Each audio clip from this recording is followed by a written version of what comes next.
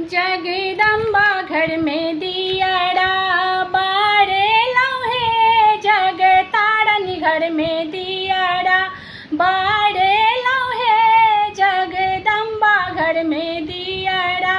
बारे लौहे।